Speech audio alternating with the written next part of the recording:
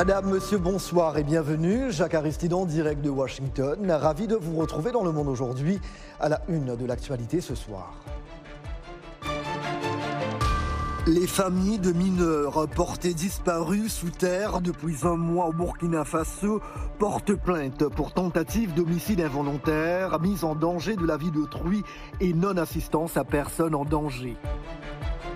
Gros plan sur le chômage des jeunes au Sénégal, reportage dans la ville de Louga où de nombreux diplômés se tournent vers les mototaxis pour gagner leur vie en attendant un meilleur emploi. Les Jakartamen rencontrent avec quelques-uns d'entre eux tout à l'heure. Are we alone? Sommes-nous seuls dans l'univers? Le Congrès américain s'intéresse à la question en tenant sa première audience en 50 ans sur le mystère des ovnis, ces fameux objets volants non identifiés. Football, Idrissa Gana Gueye, toujours dans la tourmente, très critiqué en France, soutenu au Sénégal. Le joueur du Paris Saint-Germain est sommé de s'expliquer pour son refus supposé de s'associer à une action contre l'homophobie. Tous les détails dans la page sportive de Yacouba Ouedraogo en seconde partie de journal.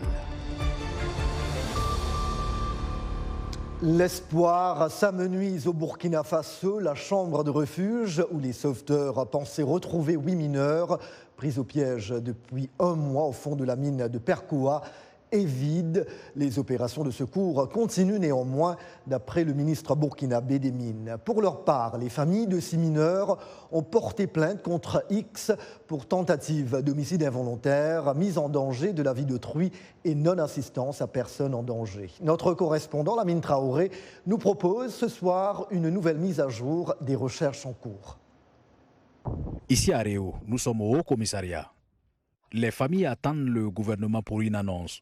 L'atmosphère est lourde et pesante. Les visages sont crispés d'angoisse. Les familles savaient que les équipes de sauvetage ont atteint la deuxième chambre de refuge, la chambre de tous les espoirs, mais elle était vide. La chambre de refuge a été ouverte devant nous et bien, l'homme propose et Dieu dispose. Donc, malgré toutes nos incantations, toutes nos prières, nous avons trouvé une chambre de refuge vide de tout être humain. C'est une information cruelle que nous portons en nous-mêmes d'abord et que nous avons apporté donc aux parents des victimes. Le travail de pompage n'a pas cessé. Quand bien même on a ouvert la chambre de refuge et qu'on n'a pas trouvé nos frères, le travail c'est non-stop et non-stop jusqu'à vider complètement la mine de tout ce qu'elle contient, ce qu'elle renferme comme liquide, comme eau. Nous avons atteint une étape aujourd'hui où tous nos espoirs étaient fondés sur la chambre de refuge. C'est difficile et intenable pour les familles. C'est pas du tout facile, hein? C'est une déception. Mais bon, on va continuer toujours dans la prière et espérons vraiment avoir des informations sur nos frères là. Sinon, ce n'est pas du tout facile, c'est une déception. Bon, on a toujours espoir, selon ce que les techniciens disent. On va toujours garder espoir et espérer qu'on puisse, en tout cas, dans les jours à venir, là, avoir en tout cas des informations sur eux. Tout ce que Dieu fait est bon. L'essentiel, c'est vraiment de retrouver nos frères, de les retrouver. Je dois dire que c'est avec un peu de déception que nous avons eu la nouvelle de constater que la chambre qu'on a pu ouvrir est vide. Et comme le gouvernement l'a dit, et nous avons pu le constater, les équipes sont en train d'être renforcées pour poursuivre les recherches. Mais je dois vous dire que c'est quand même avec déception, parce que tous nos espoirs reposaient sur cette chambre. C'est un coup dur pour les familles des 8 mineurs, dont 6 Burkinabés, un Tanzanien et un Zambien. Le gouvernement rassure que les opérations de sauvetage vont se poursuivre.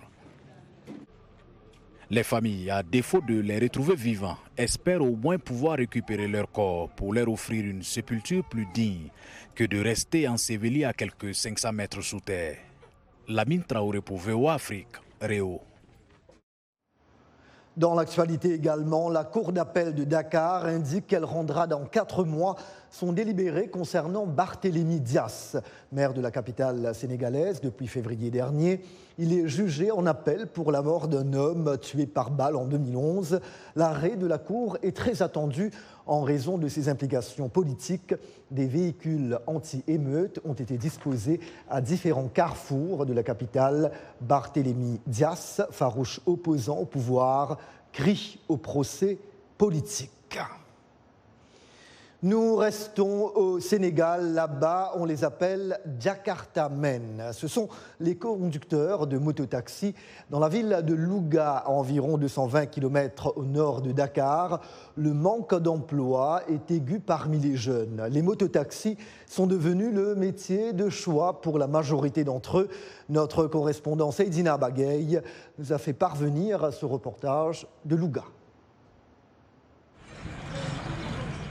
Sous le chaud soleil, des jeunes assis sur leur moto attendent des clients pour des courses qui rapportent entre 200 et 500 francs CFA. Ici, ne pas travailler n'est pas une option. Ainsi, des jeunes laissent leur profession d'origine pour se tourner vers le métier de conducteur de moto, communément appelé Jakartaman, en attendant de trouver un emploi. On est des jeunes et on veut travailler. Et être conducteur de Jakarta n'est qu'un passe-temps. Moi qui vous parle, j'ai une profession, mais la moto Jakarta est juste un emploi de transition qui me permet de subvenir à mes besoins. Pour d'autres, les mototaxis sont une source de revenus supplémentaires. Moi, je suis peintre en bâtiment, mais comme je n'ai pas de boulot dans ce domaine, je me suis trouvé un travail d'agent de sécurité. Mais je ne m'en tiens pas à ça seulement, parce que le Sénégal est un pays difficile, surtout pour nous les pères de famille. Donc on s'adonne à la conduite de moto Jakarta pour pouvoir satisfaire nos besoins sans tendre la main à personne.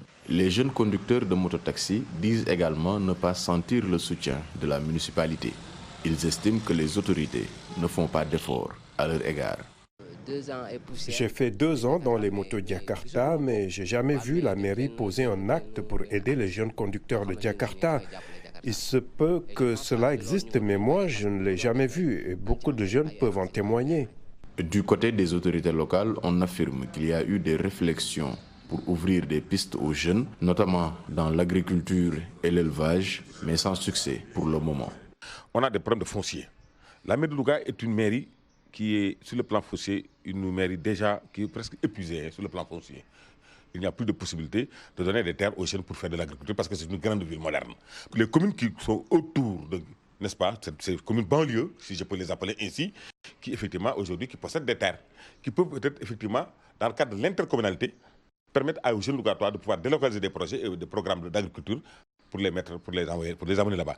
Les autorités pensent cependant à relancer la Soteca, une société textile de la zone qui permettra de créer 1 millier d'emplois.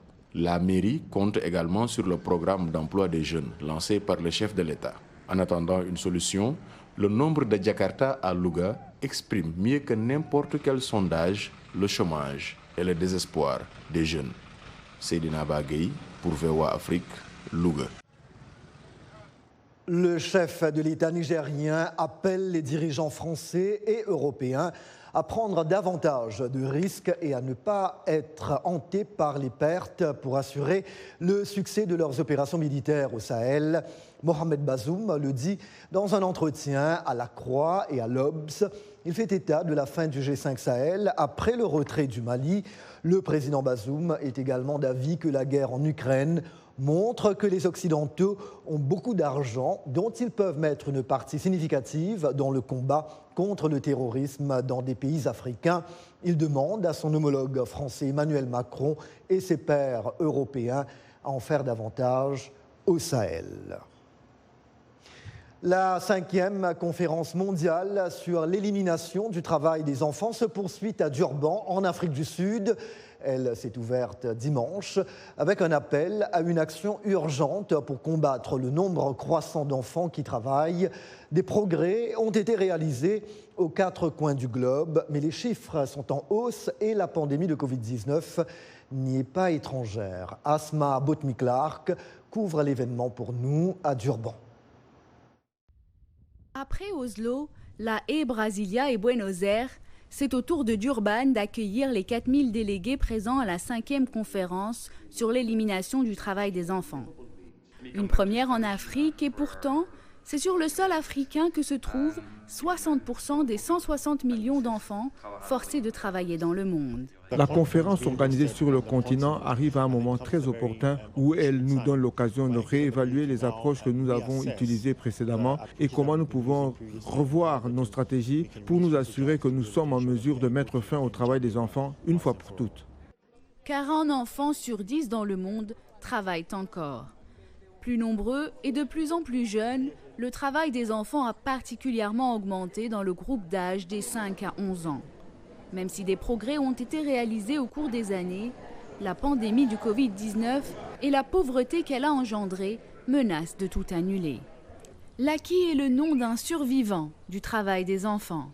Il a été forcé à travailler au Ghana par des membres de sa famille dès l'âge de 4 ans. Grâce à l'éducation qu'il a pu recevoir envers et contre tout, il s'en est sorti et vient délivrer un message d'espoir. Au jeune enfant qui souffre quelque part dans son coin, je vais dire à ce petit garçon ou à cette petite fille, quel que soit le moment atroce qu'il ou elle traverse maintenant, cette chose va les catapulter sur une scène plus grande qu'ils n'ont jamais imaginée. Parce que nous, les enfants de la rue, ceux qui ont été abandonnés par nos familles, nous sommes comme des graines. Lorsque vous mettez une graine sous terre, elle ne descend pas, elle pousse et germe. Alors, ils essayeront de nous enterrer en pensant qu'ils tuent notre talent, mais nous sommes comme des graines et nous allons changer le monde. L'avenir nous appartient. Comme pour Lucky, la plupart du travail des enfants sur le continent se fait dans l'agriculture, souvent dans des contextes où les enfants travaillent aux côtés de leur famille. Alors que 2025, la date butoir des objectifs de l'ONU pour l'élimination du travail des enfants approche, de nombreux délégués soulignent le besoin urgent de récupérer les progrès qui ont été faits avant la pandémie de Covid-19. La conférence devrait se conclure par un appel à l'action de Durban qui présentera des engagements concrets afin d'intensifier les actions pour éliminer le travail des enfants. Asma Botmi-Clark pour VOA Afrique, Durban. Ailleurs dans l'actualité, des élections primaires ont eu lieu hier dans certains États américains. Il s'agit pour les démocrates et les républicains, les deux partis qui dominent la vie politique ici aux États-Unis, de désigner leurs candidats qui s'affronteront lors du scrutin de mi-mandat en novembre prochain, avec en jeu notamment des sièges au Sénat et à la Chambre des représentants, de même que des postes de gouverneurs. Ce sont la Pennsylvanie et la Caroline du Nord qui ont polarisé l'attention au cours de la soirée électorale d'hier. En Caroline du Nord, le jeune élu républicain de la Chambre, Madison Cawthorn, qui a fait l'objet de polémiques, a été battu par Chuck Edwards, un sénateur républicain de l'État.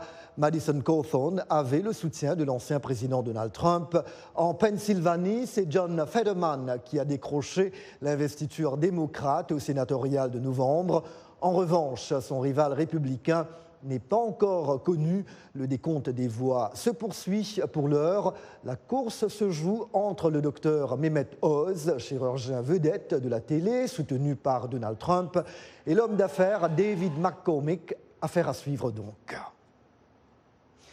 Ce qui nous amène maintenant à cette première en 50 ans au Congrès des États-Unis. Des élus du pays ont tenu hier, pour la première fois donc, en un demi-siècle, une audience consacrée aux ovnis, ou si vous préférez, objets volants non identifiés. Les parlementaires cherchent surtout à déterminer si ces phénomènes peuvent poser des dangers pour la sécurité nationale. Nanit Talani nous en dit davantage. L'audience s'est focalisée sur d'éventuels adversaires étrangers développant des technologies secrètes qui pourraient être interprétées comme des ovnis et s'avérer dangereuses pour les États-Unis. Un nombre croissant d'objets volants non identifiés sont signalés dans le ciel depuis 20 ans, a indiqué un responsable du Pentagone devant les élus du Congrès, sans aller jusqu'à confirmer la présence de vie extraterrestre. Scott Bray, directeur adjoint du renseignement naval, attribue cette hausse aux efforts considérables de l'armée américaine consacré à déstigmatiser l'acte de signaler ses observations et au progrès technologique.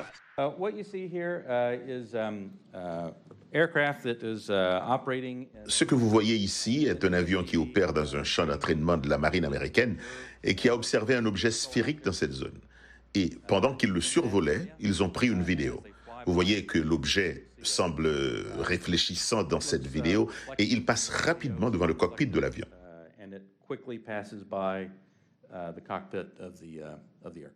Il tente aussi de ne plus stigmatiser le problème tout en démontrant le défi, en restant très prudent dans ce qu'il dit.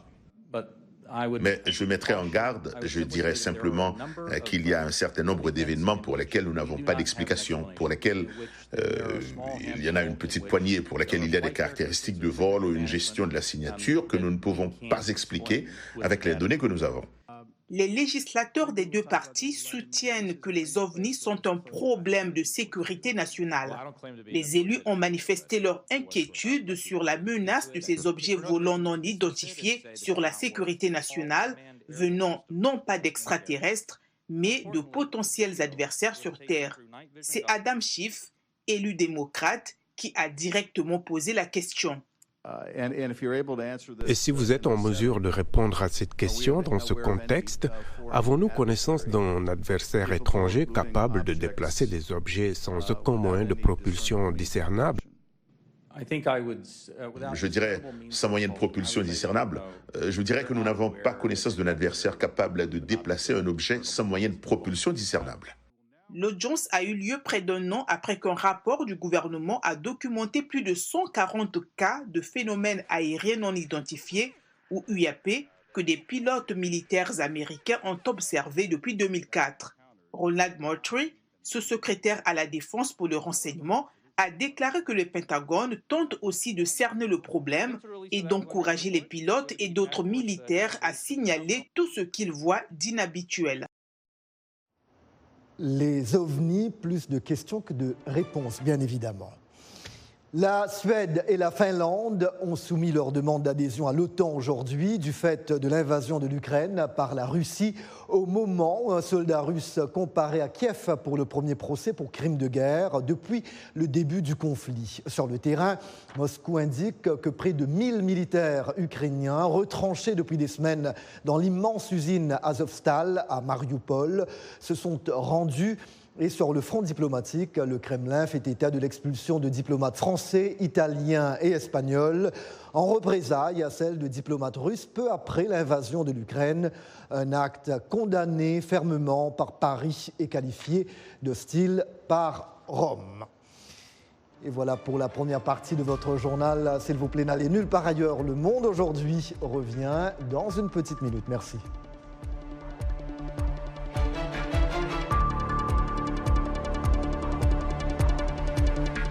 Abidjan, capitale économique de la Côte d'Ivoire, l'une des villes à la croissance la plus rapide d'Afrique. Mais la modernisation a un coût. Chaque jour, des quartiers populaires sont rasés au bulldozer pour faire place à de nouvelles infrastructures. C'est le quatrième pont qui passe ici. C'est à cause du quatrième pont ils ont détruit tout ça ici.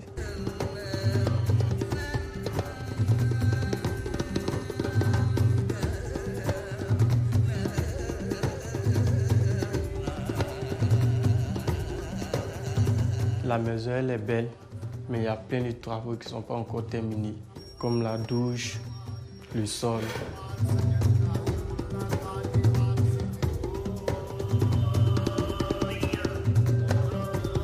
Abidjan, la gentrification à marche forcée. Un grand reportage VOA Afrique, ce vendredi dans Le Monde aujourd'hui.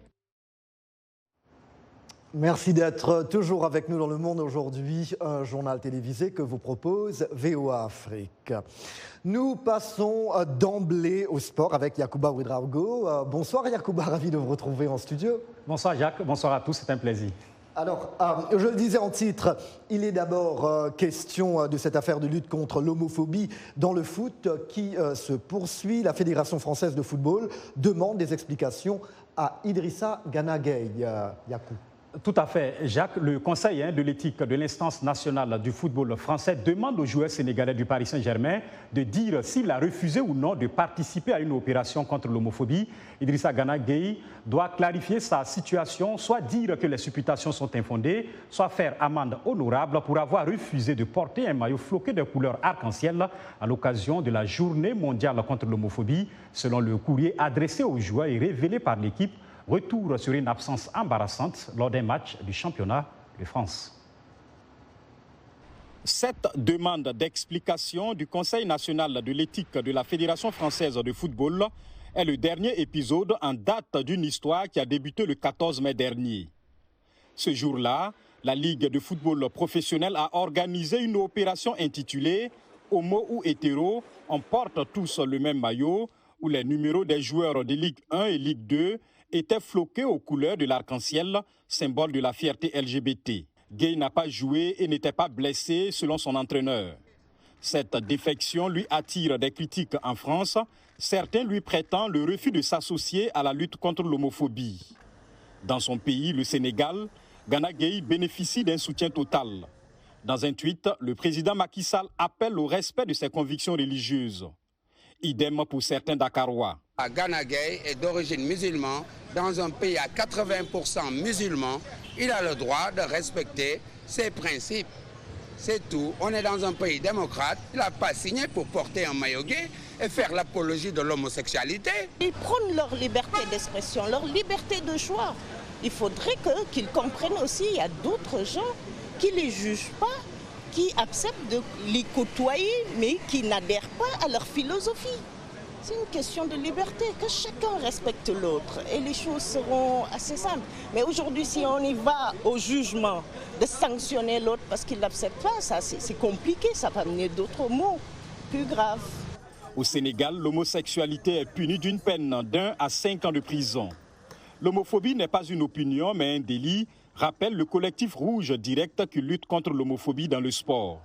Le club de Gana Gueye, le PSG, dit être complètement engagé dans la lutte contre l'homophobie et les discriminations avec Sportitude ou SOS Racisme. Ici, aux États-Unis, c'est désormais officiel. Joueurs et joueuses de l'équipe nationale américaine de football recevront le même salaire. La Fédération américaine de football a conclu un accord qualifié d'historique et de premier du genre avec les associations de joueurs et joueuses de ces sélections. Cet accord formalise des salaires égaux entre l'équipe féminine et l'équipe masculine, selon les deux conventions collectives qui courront jusqu'en 2028. Cette annonce intervient quelques mois après celle d'un accord préliminaire de la Fédération avec un groupe de joueuses dont la star Megan Rapinoe qui avait entamé des poursuites contre l'instance en 2019. L'accord devra être approuvé par un tribunal pour mettre fin aux poursuites. Avec 4 titres en Coupe du Monde et autant de médailles d'or aux Jeux Olympiques, le palmarès de l'équipe nationale féminine américaine est plus étoffé que celui de son homologue masculine qui n'a jamais fait mieux qu'une 3e place qui remonte à 1930. En cyclisme, c'est une belle aventure qui s'achève tristement. Victime de son succès, Binyam Guermé a abandonné le Giro, entendez le Tour cycliste d'Italie. Au lendemain de sa victoire lors de la 10e étape du Tour cycliste d'Italie, l'Érythréen quitte la compétition en raison de sa blessure à l'œil gauche. Le jeune cycliste de 22 ans a malencontreusement reçu dans l'œil le bouchon de la bouteille géante qu'il devait ouvrir sur le podium protocolaire. L'entourage de son équipe belge indique que le choix d'abandonner la course a été pris par prudence. Guermé est devenu mardi le premier coureur noir d'Afrique vainqueur d'une étape de Grand Tour. Il participait pour la première fois de sa carrière au Giro. Professionnel depuis 2020, il compte 8 victoires à son palmarès, dont 3 cette année. Fin mars, il est devenu le premier Africain vainqueur d'une classique. Voilà, c'est tout pour cette rubrique sportive. Merci à vous de l'avoir suivi. On se retrouve la semaine prochaine. Au revoir. À mercredi prochain, Yacouba Ouedraogo, avec grand plaisir. Merci beaucoup. Au Rwanda, des créateurs de mode ont tenu un défilé de mode dans le cadre de la Journée internationale contre l'homophobie, la transphobie et la biphobie. Le défilé Isano a eu lieu récemment à Kigali. Pour ses organisateurs, un tel événement peut changer les mentalités. Davantage avec Zidi Dziko. Tonia, un mannequin rwandais de la communauté LGBTQ+, se dit très honoré de participer au défilé Isano, un événement qui a pour objectif de lutter contre l'homophobie. Très souvent au Rwanda, les gens préfèrent ne pas avoir de contact avec les membres gays de leur famille, explique-t-elle. Les gens sont discriminés, ils sont en fait intimidés, des familles rejettent certains de leurs membres parce qu'ils sont gays, mais nous sommes en 2022, les gens doivent s'habituer aux personnes LGBTQ+. Aujourd'hui, je me sens très heureuse car je vais mettre une robe, je vais mettre ma parure, tout ce dont j'ai besoin et je vais faire ce que j'aime. Je vais être moi-même, je vais vivre comme je suis. Pour Nicolas Bellomo, ambassadeur de l'Union européenne au Rwanda, cette initiative est très importante car elle favorise l'inclusivité et le respect des différences.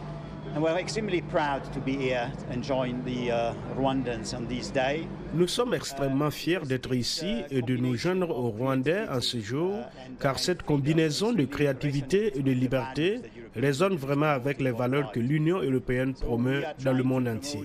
Nous essayons donc de promouvoir la diversité comme un élément de la richesse d'une société. Nous promouvons la tolérance, le respect. Nous voulons que les gens définissent qui ils sont et soient fiers de ce qu'ils sont et puissent être avec les personnes de leur choix. Après avoir admiré les belles étoffes et les modèles portés par les gracieux mannequins, Asna Dada, la directrice de l'organisation Feminist Action, a souligné qu'il est important pour la communauté LGBTQ+, de célébrer ses acquis tout en faisant avancer ses droits. Aujourd'hui, c'est le jour de célébrer que, alors on peut reconnaître que quand même nous avons aussi le droit comme les autres.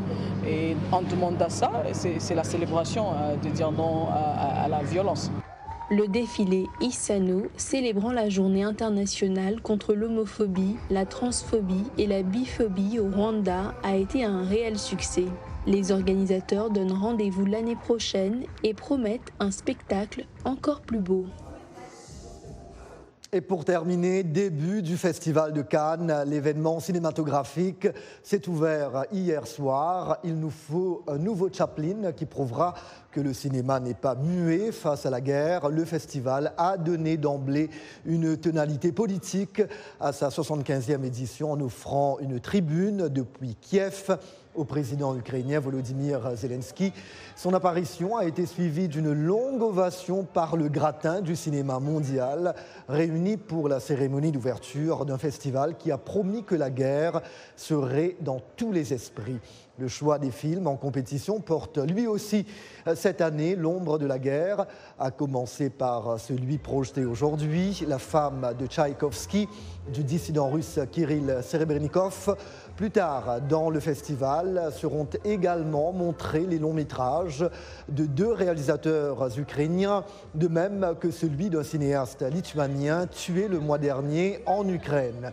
Malgré le contexte à Cannes, The Show Must Go On, les acteurs Julianne Moore, qui joue dans le premier film en tant que réalisateur de l'acteur Jesse Eisenberg, et Forest Whitaker ont assuré le quota de glamour, ce dernier recevant une palme d'or d'honneur pour sa carrière d'acteur. Et voilà, point final à ce journal. Un grand merci à vous d'avoir été des nôtres ce soir. Rendez-vous dès demain, même heure, même endroit. C'était Jacques Aristide à Washington. Toute l'équipe se joint à moi pour vous souhaiter une très belle soirée. Prenez bien soin de vous. À demain. Merci.